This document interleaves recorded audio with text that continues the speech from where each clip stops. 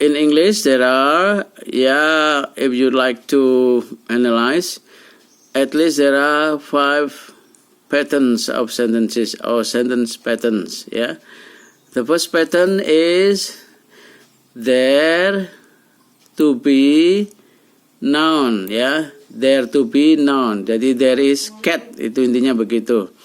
There to be noun. Itu dalam bahasa Indonesia ada benda. Ketika ingin mengatakan ada benda, maka Inggrisnya adalah there to be noun. To be ini bisa are, bisa was, bisa were, bisa has been, bisa will be. Akan ada guru baru, there will be a new teacher gitu. Jadi begitu kan. Jadi tinggal tergantung tensisnya kan. Kalau kamu ingin mengatakan akan ada buku baru di perpus, there will be new book, new books, begitu misalnya.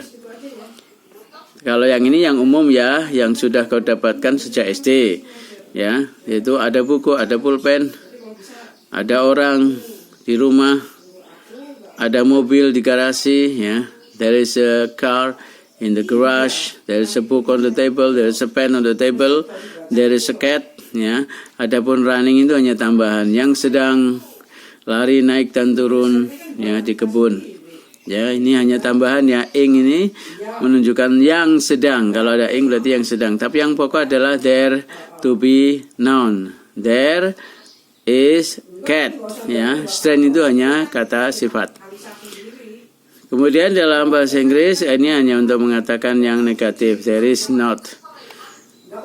Kemudian yang pertanyaan tinggal dibalik is there. Kemudian dalam bahasa Inggris itu ada yang namanya ada pola yang namanya subject to be complement. Itu dalam bahasa Indonesia biasanya kalau kita ingin mengatakan subjek adalah complement begitu. Contohnya dia adalah ayahku, He is my father. Kemudian yang lain itu benda. Kalau sifat, my father is generous. Ayah saya dermawan. My father is rich. Itu kalau sifat, komplemennya. He is very good.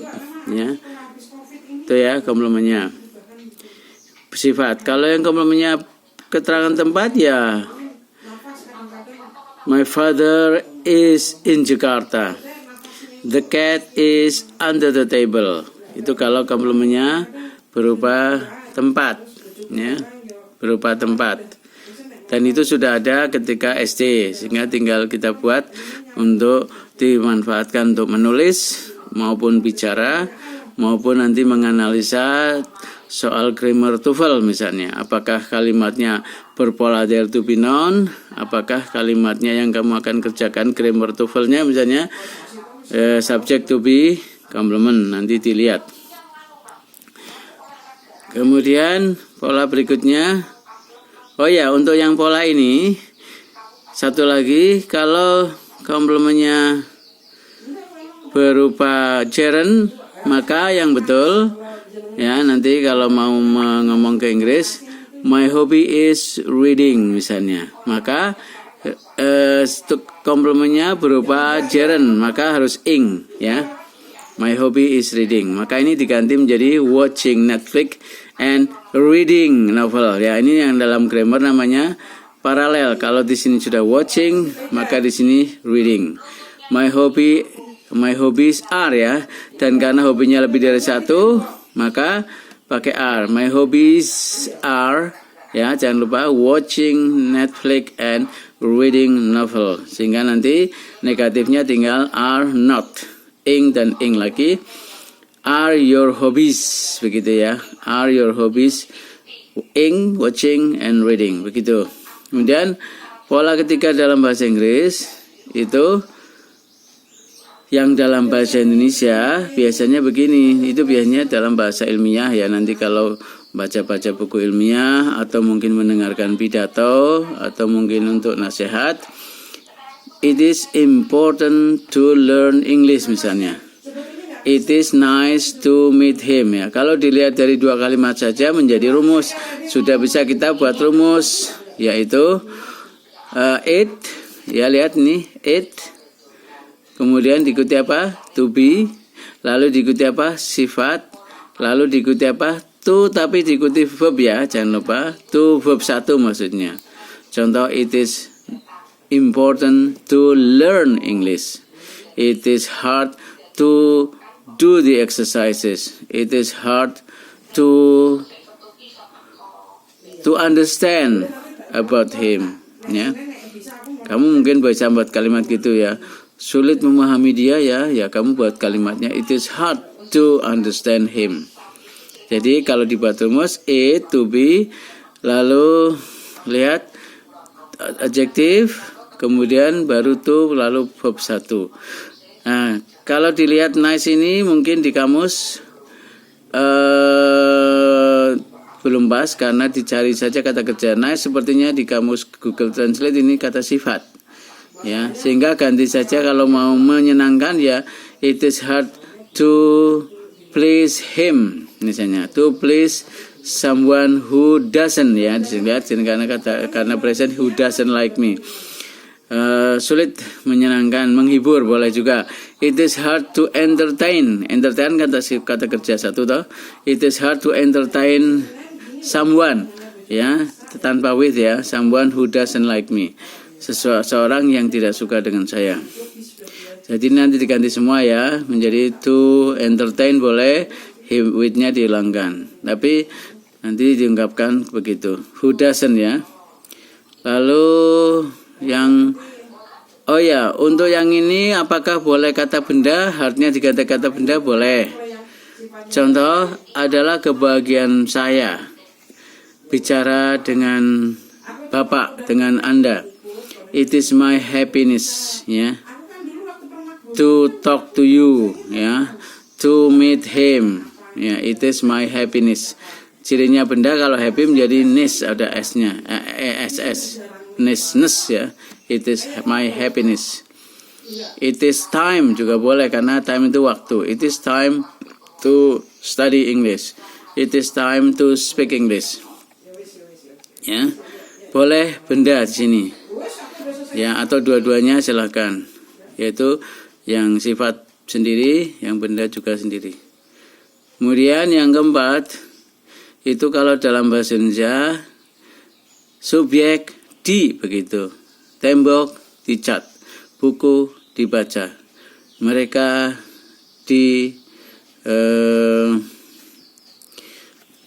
mereka misalnya dipindah ya, atau buku-buku itu dipindah ke aula ya. The books are moved. The books are moved. Kalau di sini The Fault in Our Stars was written ya, ini judul ya, ya. The Fault in Our Star was written, ditulis ya, berarti subjek, kemudian to be plus verb 3. To be-nya bisa present, misalnya tembok dicat tiap bulan. The wall is written every month. Kalau ini karena buku ya ditulisnya udah lampau, jadi was written. Bagaimana kalau future? Juga boleh ya. Boleh ya. Buku-buku itu akan karya-karya siswa akan diapresiasi ya. Ya, the work of the student will be ya, karena berarti future, will be appreciated ya. Buku-buku itu akan dibaca segera ya. The books will be written. Bahkan bisa present perfect kalau mau, yaitu atau kalau kita mau melatih present perfect, has been written, has been clean, telah dibersihkan. The room has been clean, berarti sudah tapi sekarang has been cleaned gitu ya. Bahkan bisa past perfect. Contoh, the room had been cleaned when I came ya. Jadi titik kejadiannya lampau tapi sudah dilakukan sesuatu. The room had been cleaned berarti telah dibersihkan when I came, ketika saya datang.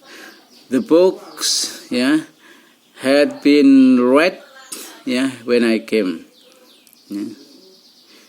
Itu ya. Kemudian maka yang negatif ya tinggal nambahin not, kemudian yang positif yang pertanyaan tinggal dibalik. Kemudian kalau yang ini paling banyak muncul ya. Bahkan sejak elementary school juga sudah kita dapatkan. Saya benci dia, saya suka dia, saya suka bakso, itu semua memakai ini. Ya, I like bakso, Anin gave her novel, yaitu berarti kan subjek, ya, verb, objek. Ya, dalam bahasa Indonesia subjek objek berarti kata kerja, mengambil buku, dia membaca koran, dia membuat Instagram misalnya, ya, dia membuat Facebook atau mengirim gambar di Facebook, ya. He sends, ya. He submits, dia mengirim tugasnya. He submits his assignment, ya, by email, dengan email misalnya. Dan berarti untuk yang kelima ini bisa lebih dari 10 kalimat yang masing-masing tensisnya berbeda, ya. Misalnya sedang, ya, he is cleaning his room. Sudah, ya, he has cleaned the room, ya.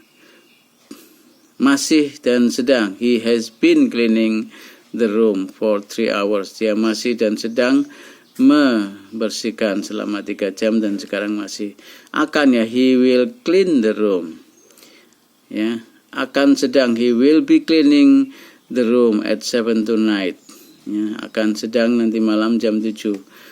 Jam 7, jam 8 sudah selesai, ya, he will have cleaned the room at 8 tonight, ya.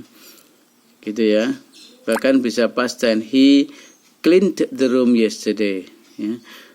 Kemudian kalau kemarin ketika saya datang dia sedang, ya, when I came yesterday he was cleaning the room.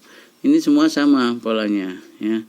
Ketika saya datang dia sudah membersihkan, ya. When I came he had cleaned the room. Dia sudah, ya. Itu semua bisa lebih dari 10 tenses di sini, ya, karena intinya adalah subjek objek, ya. Dia membaca buku, dia memberikan novel, gitu, ya. Ya, oke. Jadi dengan 5 pola kalimat ini bisa dimanfaatkan untuk belajar menulis, berbicara, dan juga mungkin menganalisa soal-soal agar bisa dikerjakan dengan lebih mudah. Karena selain juga dengan kata kunci, biasanya bisa juga dengan pola kalimat ini. Karena yang biasa mungkin kita dengarkan atau kita pelajari atau kita tahu adalah mengerjakan soal dengan melihat kata kuncinya. Ada ini maka jawabannya ini. Adanya ini jawabannya ini. Nah, kita kali ini belajar menganalisa soal grammar juga bisa dengan pola kalimat. Ya, misalnya di sini, misalnya the fault in our star. Di sini pilih apakah was written atau was writing, ya. Apakah is writing, maka yang betul adalah was written karena to be plus verb 3, begitu misalnya, begitu, ya.